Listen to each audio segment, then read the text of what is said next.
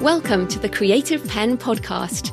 I'm Joanna Penn, thriller author and creative entrepreneur, bringing you interviews, inspiration and information on writing, publishing options and marketing ideas for your book.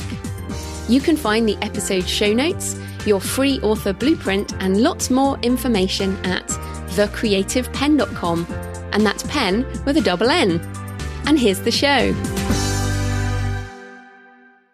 Hello creatives, I'm Joanna Penn, and this is episode number 618 of the podcast, and it is Thursday the 21st of April 2022 as I record this in-between-isode.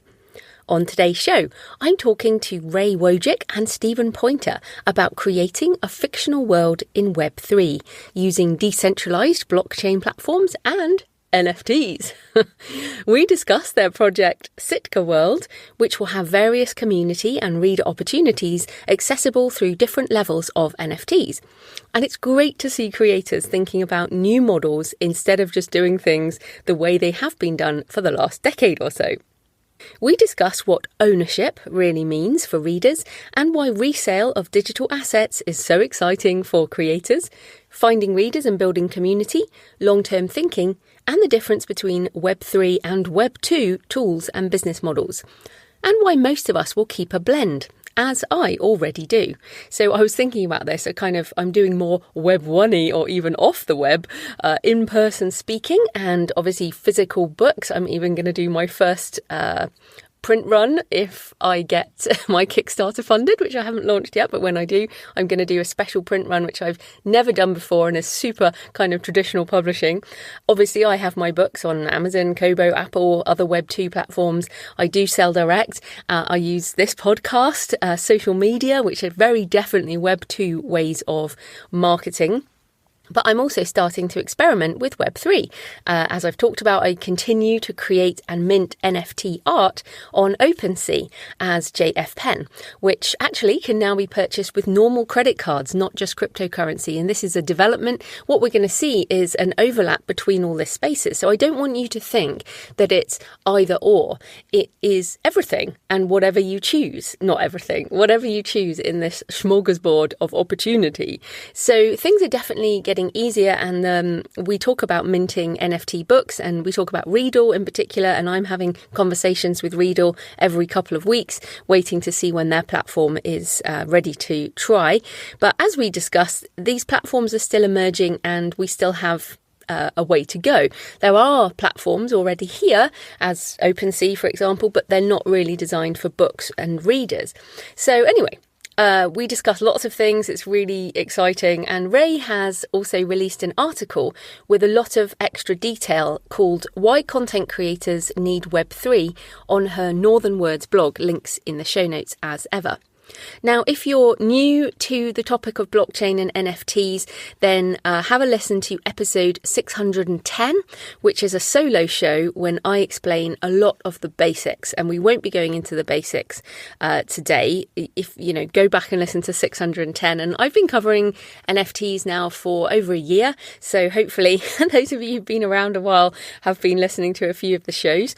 In terms of creating these fictional world universes in Web3, I also want to recommend the latest episode on the Creatokia podcast, which is the last episode in their season 2. It doesn't have a number, it's like season 2 final episode. And that is with Elf, which is a brilliant name. I presume that is not his real name, but Elf from the Forgotten Runes Wizards cult, which is a fantastic discussion of where I think Stephen and Rae will want to go eventually with this, which is this world of story, characters as NFTs, which they're then turning into other content. And they have this creative community of writers writing lore, L-O-R-E, about this world, and the characters who own a wizard can turn that into other things. And they're also now what's happening. So this was this world, Forgotten Runes, is a Web3 first project, which they're then retrofitting into the older world of publishing. They're going to do comic books, they're doing actual books, they're doing an animated show, and they're doing, as in a TV show, and other ways for NFT holders to expand their creativity and revenue. So Stephen and Rae are talking about what they want to do, and then this Creatokia episode to me this group has been running for a year, and they're kind of an example of what it could be in the future. So I'm super interested in this. I think it's absolutely fascinating and really does expand the possibilities of writing within each other's worlds and actually being paid for that. So I guess it expands the possibilities of what could be called fan fiction. But in a way, it's not fan fiction anymore, because people who own the NFTs of certain characters actually own the IP associated with that, or own a percentage of. So it's really interesting potential business model in the future for fan fiction enabled universes. So I really hope this expands your mind with ideas. Thanks as ever to my wonderful patrons for supporting the show. I answer questions about this stuff and about writing and publishing and book marketing as part of my monthly Q&A. And if you are a patron, yes, I am doing it soon, promise. You can support the show at patreon.com, patreon.com/thecreativepen. And remember, you can tweet me at thecreativepen, send me pictures of where you're listening, or email me, joanna@thecreativepen.com, or leave a comment on the blog or the YouTube channel. I love to hear from you. It makes this more of a conversation. And I particularly enjoy hearing at the moment about these in-between-episodes. People are saying, I just didn't get it before, and then I listened to this episode or whatever episode, and the penny has started dropping, or the penny has dropped and I get it now, and it's exciting. So I'm really pleased. That makes me feel happy that I carry on with this stuff. I'm also really happy with our first corporate sponsor for the in-between episodes. Today's show is brought to you by the friendly team at Written Word Media, who want to be part of the future for authors. Written Word Media knows that marketing your book can be one of the most challenging parts of being an author. That's why they make marketing easy by providing quick, easy and effective ways to promote your books.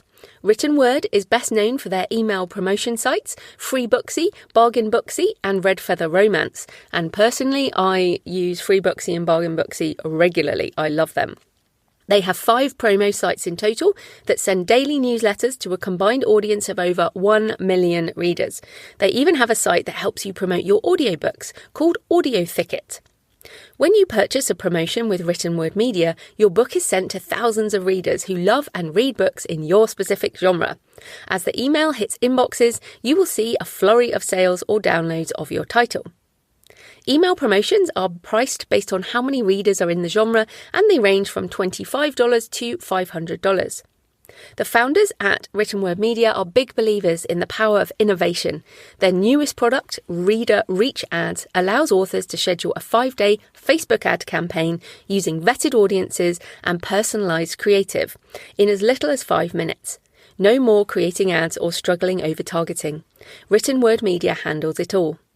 You can schedule your promotions today at writtenwordmedia.com or send them an email at info@writtenwordmedia.com to ask for recommendations on which promotion will best meet your goals. You can also sign up for their free email newsletter to get book marketing tips and news from the world of self-publishing. Check them out at writtenwordmedia.com. Right, let's get into the interview with Rae and Steven. Rae Wojcik is a speculative fiction author, freelance editor and journalist, and Stephen Poynter is an online entrepreneur, film professional and NFT enthusiast. Rae and Steven are the creators of Sitka World, a community-driven, community-rewarded literature movement based around a fantasy world. So welcome to the show, Rae and Steven. Thank you. Thank you. Glad to be here. Oh, I'm very excited to talk to you about this. So let's start with, we've established that you're authors, creators. Why are you so interested in Web3? And I guess, what does Web3 even mean to you? So I'm Rae. I've been writing for most of my life, actually. And for so long, I was attracted to the idea of traditional publishing, as many of us are when we get started in this space. But over the last few years, I feel like I've gone on a different journey of thinking of what are some different ways that I can really make writing work. And I was kind of attracted more to this idea of being a creative entrepreneur and loved reading your book, How to Make a Living with Your Writing, and starting to think of that more creatively. And more recently, I've become attracted to this idea of community-driven publishing. And what I mean by that is almost taking this idea of like the 1,000 true fans idea and thinking, how can I, instead of just sending a book out into the world to be read by people that I might never meet, trying to get it into as many hands as possible, how can I really start to build a community, and a community of those people who really care about writing, care about fantasy worlds, and care about my book? And that's what drove me to the idea of Web3. Yeah, and I think that as far as why Web3 in the first place, like why would we even go that route in terms of publishing? And sometimes it's easy for people to kind of be in the mindset of like, well, if it works already, why change it? Like, we can get a book on Amazon Kindle, then isn't that good enough? But beyond the community is just the fundamental idea of ownership in Web3. And I think that a lot of people don't really grasp that, sort of all the ramifications that come with that, because like with Web 2, you never really own anything. You're just renting or licensing the right to be able to view content within a certain big tech platform. And those platforms pretty much have all of the control over the distribution, over what's on their platform, over how the finances work for that. And they end up often taking a large percentage of those finances. And you're just at the mercy of whatever distribution platform is the main one for your genre normally. And so with Web3, it just gives more kind of creative ownership and control for the artist, in this case, Rae, the author, to be able to have more control over what she writes and how she connects with her audience and how she sells to them and all of that. So fantastic. Well, let's get more specific around Sitka World. So tell us about that project and what it is and what you hope to create around it.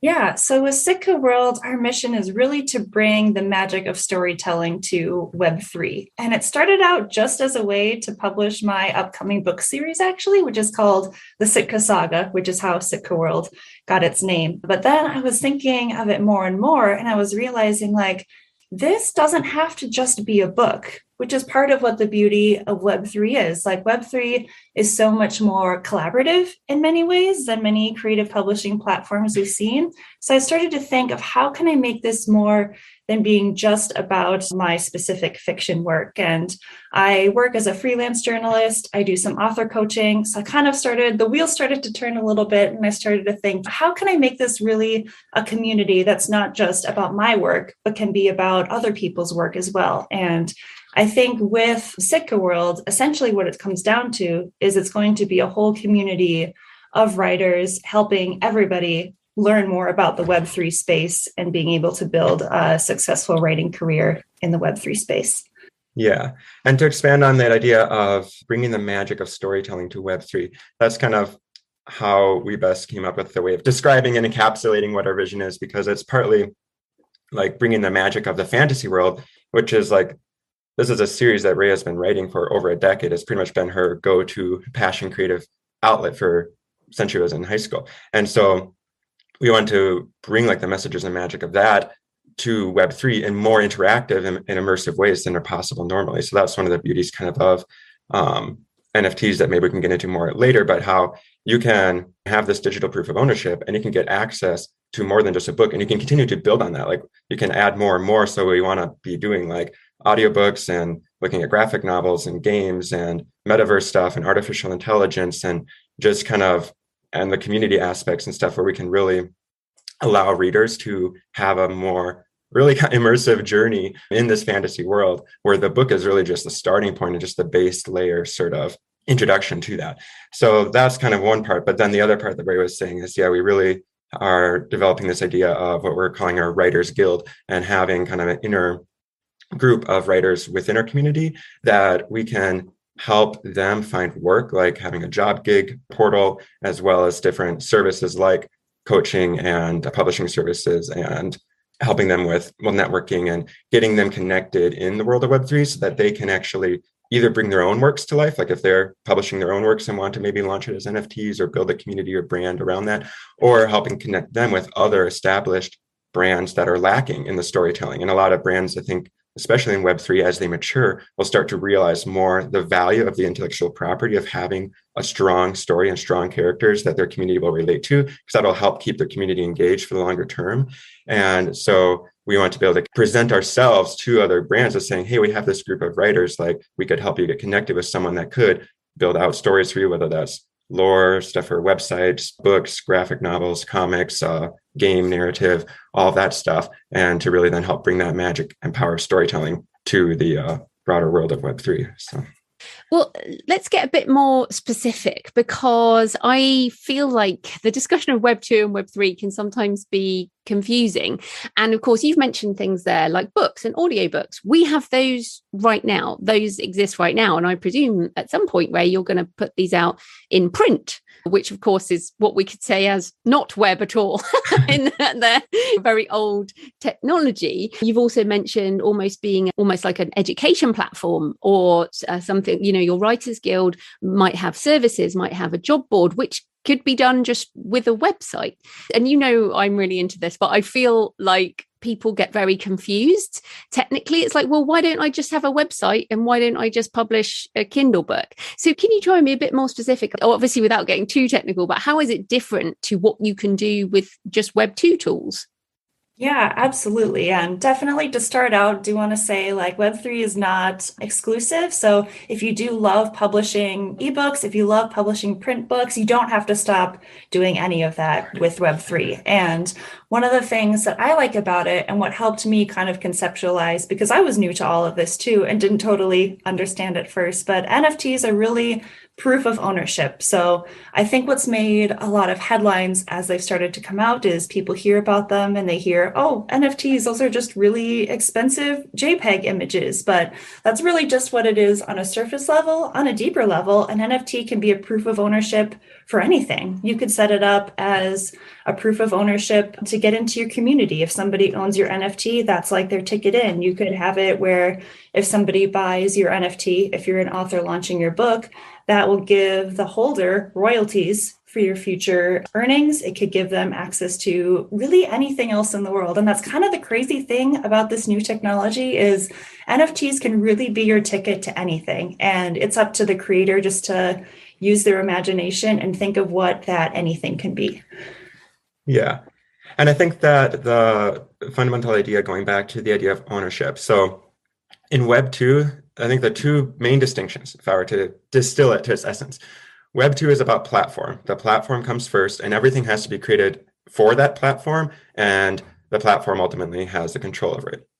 Web 3 is about community ownership. Everyone that owns that NFT actually owns part of the network and the platform and brand. I mean, you don't have to surrender your intellectual property rights. Some do. There are some sets where if you want to go that route as a creator, you can kind of actually allow your holders to use the characters or whatever their NFT represents and make their own works with it and own the rights. But that's not how we're doing it, and certainly not how you have to. But they own in the actual success of the project. And the biggest ramification of that is that your users actually feel more engaged. Like, think of it as a difference between some subscription, like if it's some sort of club where you have to be paying, say, $100 a month to be part of some, I don't know, golf club or something. Well, that's a subscription and it's a financial drain on you. Every month you have to keep on paying to be part of it. And as soon as you leave, then you actually start saving money because now you're no longer having to pay for it. And that's kind of what we've become used to with Web 2. But with Web 3, it's more like you pay once up front to actually take an ownership in, say, this golf club. I'm not into golfing, but there's probably some golfers out there. And now you have, I mean, there's only, say, 1,000 owners. And so if that golf club does well, and if you help it do well over time, your stake and value in that ends up actually growing. And you could resell that membership to someone else and end up actually not being any the worse off for it financially, because you're actually now like an equity owner because in that golf club instead of just a paying subscriber. And so it just changes the nature of the community a lot. And you see a lot of very engaged NFT communities for that reason, because people actually feel like they want to be part of this in the long term. They want to help it grow because they just feel more tight to it rather than just being like, hey, you're my fan, so I want to make money off of you, so just pay me money each month, which can end up being a little more of a transactional, one-sided maybe sort of relationship. And I do think it's such a different mindset, and that's why I keep kind of asking these questions, because let's just say Amazon, as you mentioned, a sort of platform centered approach, which is we drive readers to Amazon, or Amazon has its own readership, and then the author is just one of many millions of authors. And but the benefits of that kind of centralization are that one big company is helping build a brand. And one of the what you were talking about there is like community ownership. So let's say Sitka World is not Amazon, obviously, right now. I mean, who knows what it could be in the future? But the onus is on the community and the creators to drive readership into this world. So how do you see that happening? Because I feel like I'm almost frustrated right now, because I feel like there's not enough of a community for this stuff to take off. And you mentioned there that engaged communities might take off, like you mentioned, the golf club might take off, but there are lots of these NFT collaborative projects that don't take off.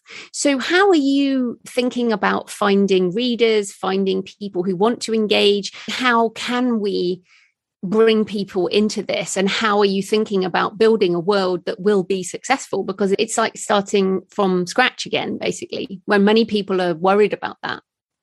Yeah, absolutely. I think that is a pretty big challenge. And I'm sure that 5-10 years from now, there will be plenty of people launching books on Web3, and it won't be as new as it seems. So I think to start out with, that being user-friendly is incredibly important. So one of the ways we're planning to launch the book to start is with using a platform called Readle.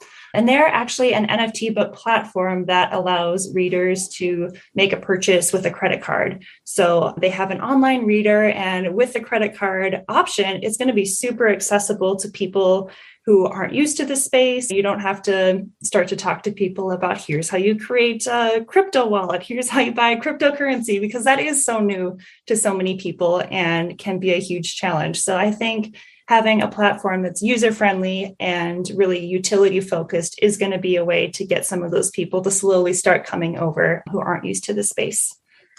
Yeah, and along with that, like the reading experience is, of course, important, right? At the end of the day, like we can add a lot of other things onto the book, and we're doing that with all the different, say, services or perks and collaborations, but you have to have a good book and you have to have the reader actually want to read the book. And so there's been some Web3 attempts at launching books that were more just like a PDF sort of style.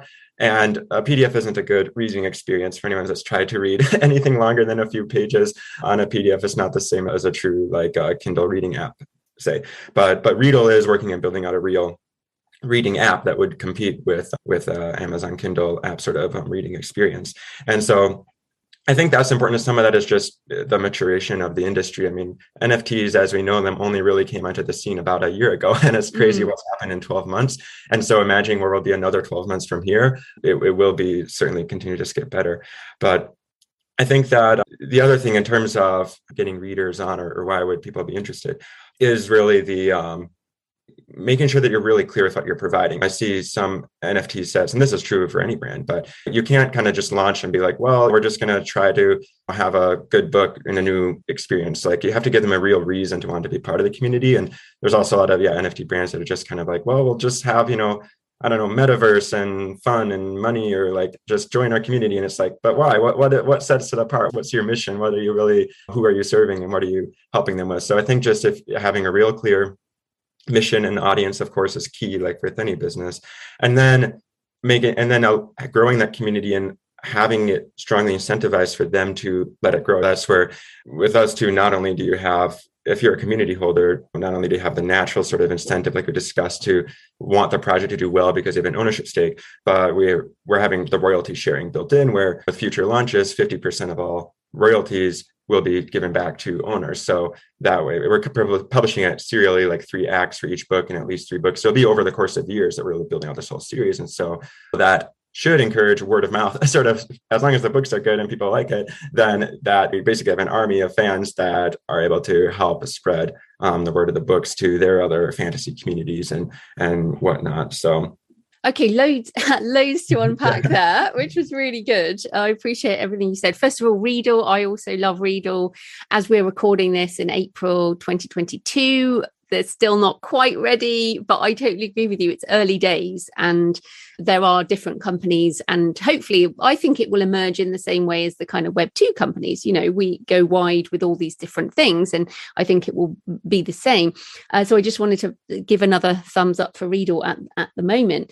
But then I wanted to ask about your business model then. You just mentioned 50% royalty fractionalization, which if people don't understand that, it means let's say you sell it for let's just say $10.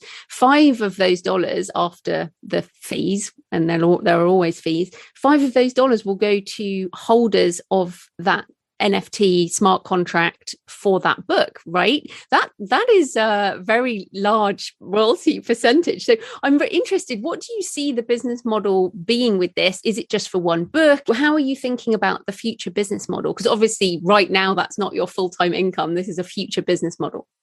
Yeah, so I think a few things to clarify with that. So like the 50% wouldn't be tied to an individual, but would be spread among all individuals. So, and actually Readle has ways that they're building out to do this. So think of it as more like a royalty sharing pool. And every time that we have. I get that. I mean, you guys only get 50%. From the author perspective, 50% is a lot to give away. It's like a traditional publishing contract.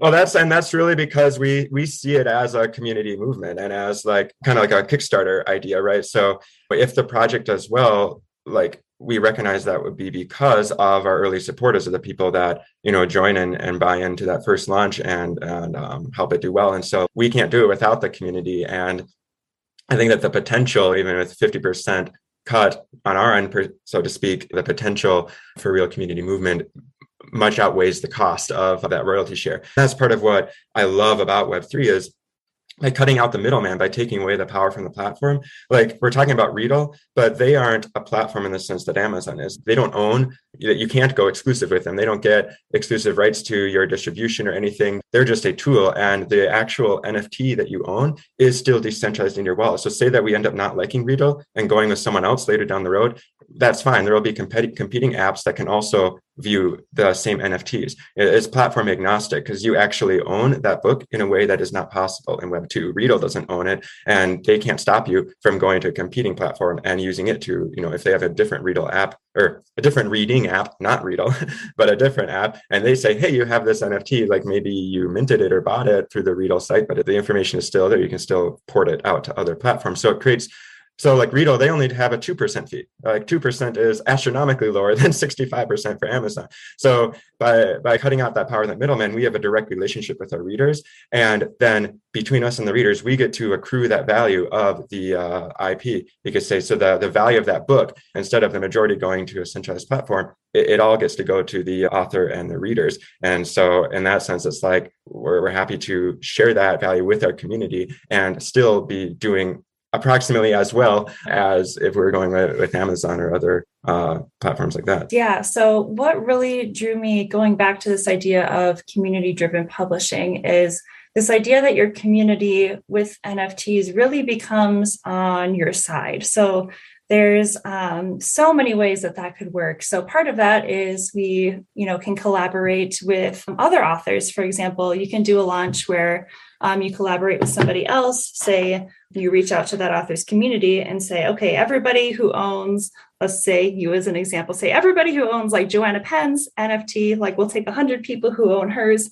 and they can join our community. So it's a great way to start to make those collaborations as well. And another thing that we didn't talk about either was the idea of secondary royalties. So with NFTs, authors can actually structure it where you get secondary royalties, meaning somebody who initially bought your NFT can go sell it to somebody else later down the road, and you'll get some of that back, which is really, really huge because as we know, in the traditional publishing world, you only get those initial purchases. If somebody is done with your book, they go sell it at a used bookstore, you don't see any of that money. So it's actually a really interesting way because this is kind of the first time that we're going to start to see if the value of your intellectual property increases, the original creator can start to get in on some of that, which I find really, really intriguing.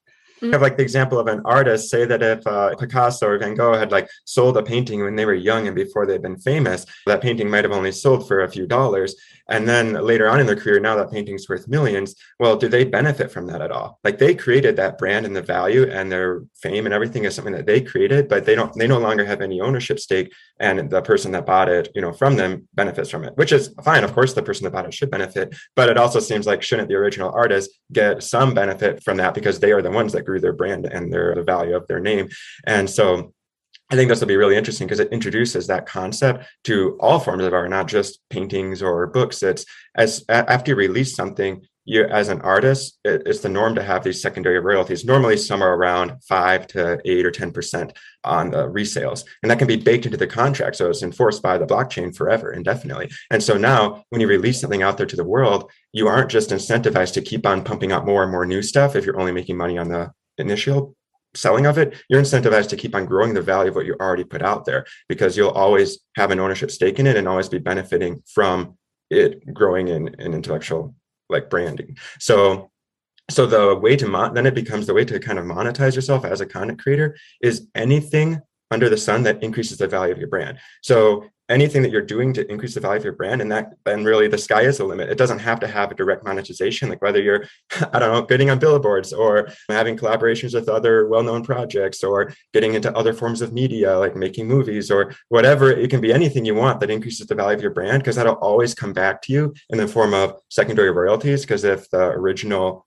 content that you created is increasing in value, then the percentage that you're getting is increasing in value. And there are NFT brands that are making thousands of dollars, tens of thousands of dollars a day just in those secondary royalties. So, which is really, really great for me because I'm admittedly a very slow writer. As Stephen mentioned, I've been working on this series for 10 years now. So like the idea of this high volume publishing where you're putting out a new novel every single year is probably never going to work for me just because of how slow I am. So the idea of secondary royalties, I think would be a lot better fit so that I don't feel that pressure to try to write that way.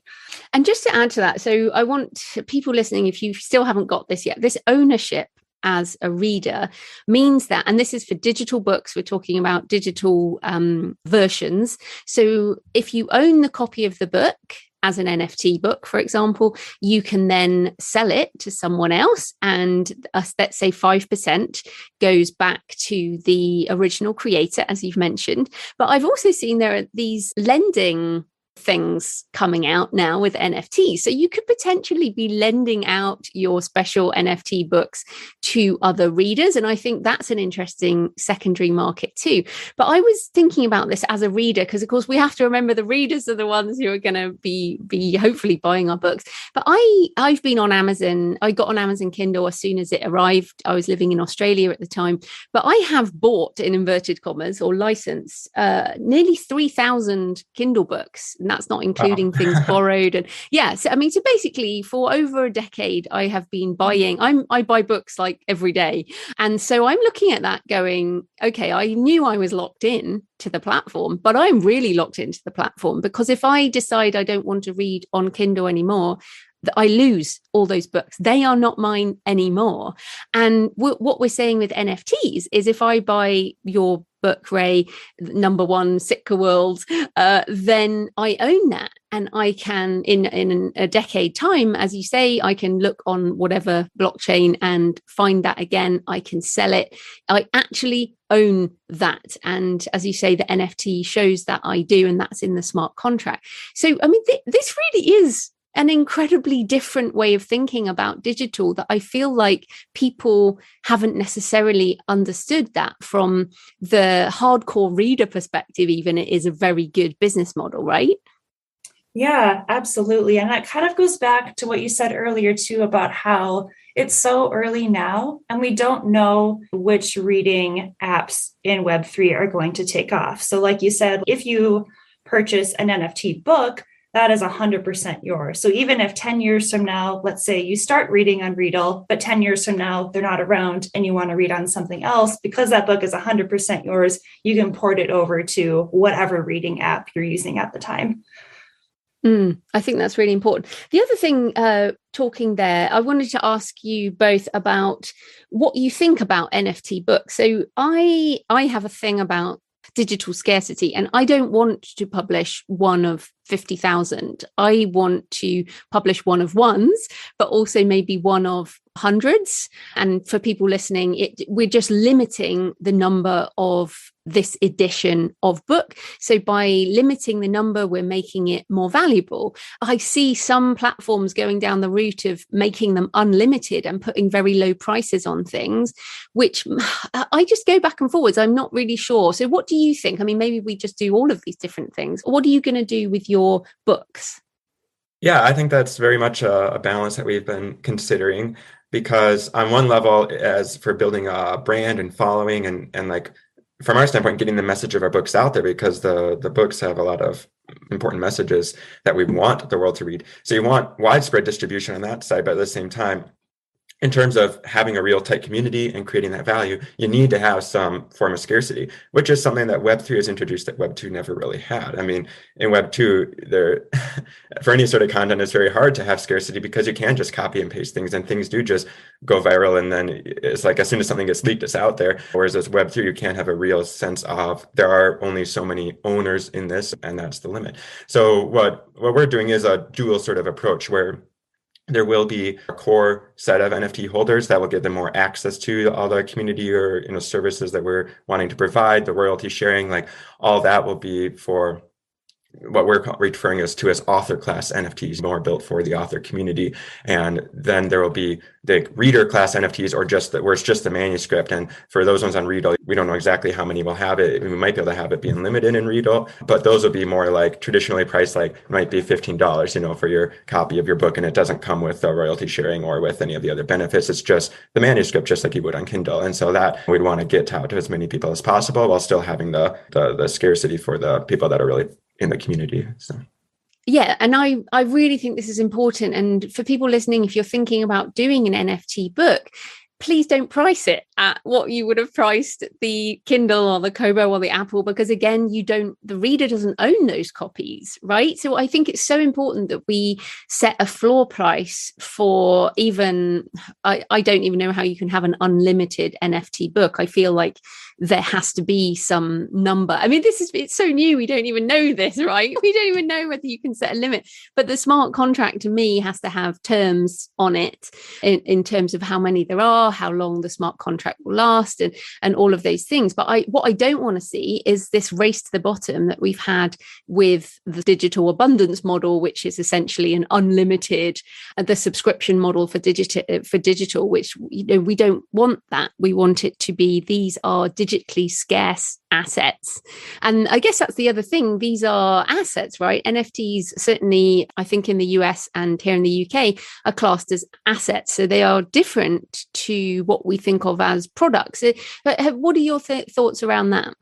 Yeah, and I think this is kind of going back to where that idea of value comes in. And I think authors will have to start having this mindset shift that when you're publishing in the Web3 world, you're not just giving people a manuscript. You're giving them access to a community, something that can be resold. You're giving them opportunities for fan fiction, however you want to structure it.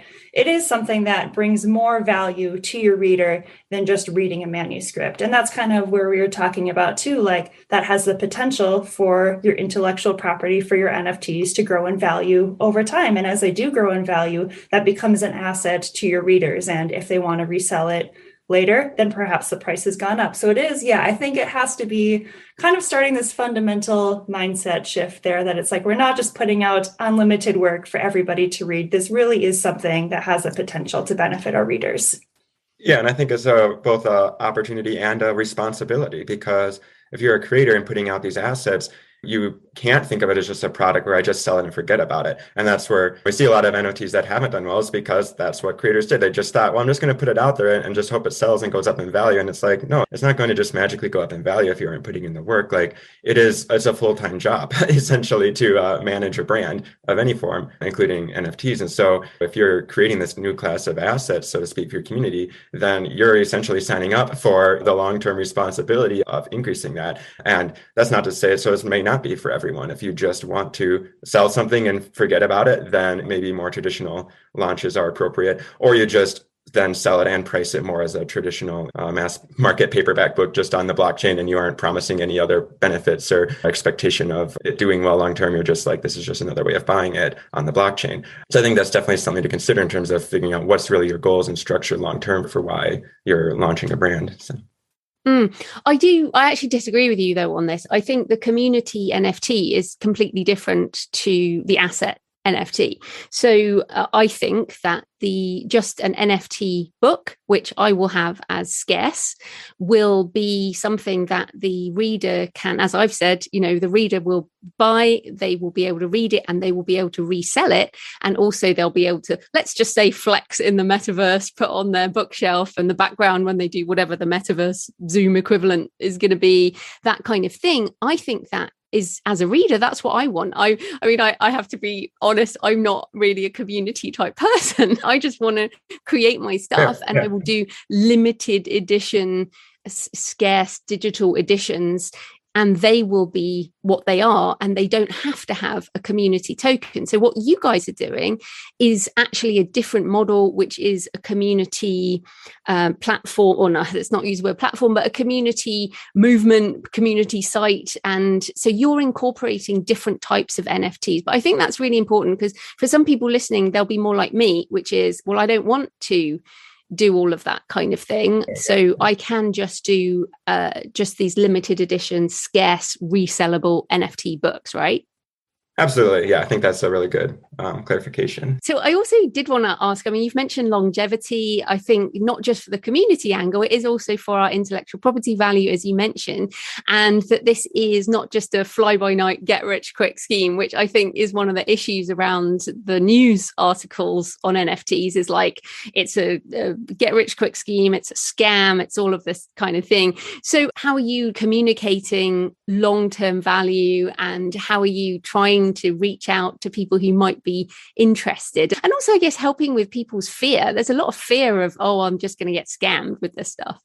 Yes, absolutely. And I think that's what we've seen with the initial just super excitement about the NFT movement. And it has been a huge bubble, as we all know. And personally, I am all for that bubble bursting, because I think when any new technology comes along, people get super excited about it and start to speculate about it before the real utility comes out. But it's really once that initial kind of frenzy of investing starts to burst that you see, hey, actually, there is some real value and some real utility behind this technology, which is what we're going to be communicating to our community, especially in our sense too. And for Sitka World, this is going to be a series that we're planning to launch out over the course of months, over the course of years. So we're being very upfront with people, saying this is a long haul project. This isn't just like you invest in this and hope to flip it tomorrow. We're in here for the long haul to build that kind of community. Are you going to publish these books in the old-fashioned way and so have them on Amazon and all of that as well? Yes, but after we've published to the community first. So we're going to do Web3 first, and then also do Web2 and have all of those options out there. No, that's fantastic. I do want to come back on there. You said about the bubble bursting. I agree with you. And to me, I was working back in the 2000 in the .com boom. And I remember when loads of my friends went to work for various .com companies, and then 2000, 2001, and then the whole thing came crumbling down and everyone was like, well, that was a mistake. But yeah, exactly. But now, of course, we're 20 years later, which is kind of hard to believe. And we're all making a living on using the internet, and it's become core. But so I guess that would be my final question, because we're almost out of time, which is, how long do you think this is going to take? Because of course we don't want it to be 2001. We would rather it was a bit later than that, in terms of we don't want to wait 20 years for this to become a mature situation. So what do you think in terms of the timeline of adoption? I mean, I think that's anyone's guess. Of course, we don't have any magic special foreknowledge there, but I do think that what we see is that the rate of technological change keeps on appreciating. And I was reading an article about that recently, about just how not only does technology keep on increasing, but the rate of change of that increase keeps on increasing. I mean, the amount of change that we've seen in the last 5 years is much more drastic than the amount of change, say, between 1900 and 1905. And so I think that even now, just with the power of computing too, like and artificial intelligence and all that, like we're seeing massive growth in the way that Web3 is already being used. Like I said, like NFTs, pretty much, I mean, the CryptoPunks or whatever, they were kind of like an experiment a few years ago, but really NFTs started gaining any sort of real attention about the start of last year. And a lot of stuff behind the scenes that like I'm on calls and messaging with a lot of different project devs every day. Like there's so many really cool stuff being built behind the scenes, but it's just not in the public yet because it takes still many months, years to develop good projects. And so a lot of the quality projects are still in development. And even then once they're released, it takes a while for it to gain user adoption and awareness. But I would say from what I'm seeing, we're probably talking, within the next year, I think we'll start to really see some more mass adoption. And certainly within a few years, a lot of those tools in all the different areas of the web that really help people with Web3 will be functioning and be out there. So I don't think it's going to be decades this time, is what I would say. But and Rae, of course, you've been writing these books for, you said, a decade. You must be just desperate to get them out into the world and all of this. So what do you think in terms of the adoption? Yeah, so I've been attracted more to the idea of serial publishing. So we're going to start out by publishing just Act 1 of my book, kind of following the 3-act story structure. So that will be coming out. But then the whole process of getting all of these out will likely take several years, which I'm prepared for. On the one hand, like you said, like 10 years is a long time to be writing a series. But on the other hand, I'm also a very slow writer. So it gives me like a lot of time to be able to really hash out the stories to be what I want it to be, because as I've been working on it for 10 years, I also want it to be the best it can be. So not having that pressure to be constantly putting out work after work right away is actually really great for me. So that has been just such an interesting chat. I really appreciate everything you're doing to also educate the community, and maybe we'll have you back again in another year and we can see how much further you are. But for now, tell people where they can find you and everything you do online. Yeah, so our project has a website called SitkaWorld.com, but I also have my own website with my writings called northernwords.blog. And I actually recently published an article called Why Content Creators Need Web3, which goes into a lot more of these ideas a lot more thoroughly that we've talked about as far as the utility for Web3. And we also have a Twitter for Sitka World, which is Sitka World NFT. We do have a private Discord, like I mentioned, the community aspect. That's not going to be open all the time. It will be invite only, but whenever this podcast is up, we will share it on our Twitter and we can share a link. So if there's anybody listening who wants to join, they can join that way. Well, thanks so much for your time. It's been great to talk to you. Yeah, absolutely. Thank you, Joanna. Thank you, Joanna. So I hope you found the interview with Rae and Steven interesting and that it gave you some insight into why you might consider some aspects of your author business on Web3 platforms, or even creating within some of the interesting worlds that might arise. So on Monday, it's back to craft again as I discuss 7-figure fiction with Theodora Taylor. And I know many of you will have read her book on the topic, which I loved. So I'm excited to bring that interview to you. In the meantime, happy writing, and I'll see you next time. Thanks for listening today. I hope you found it helpful. You might also like the backlist episodes and show notes available at thecreativeben.com/podcast. You can also get your free author blueprint at thecreativepen.com/blueprint. If you'd like to connect, you can tweet me at The Creative Pen or find me on Facebook at The Creative Pen. See you next time.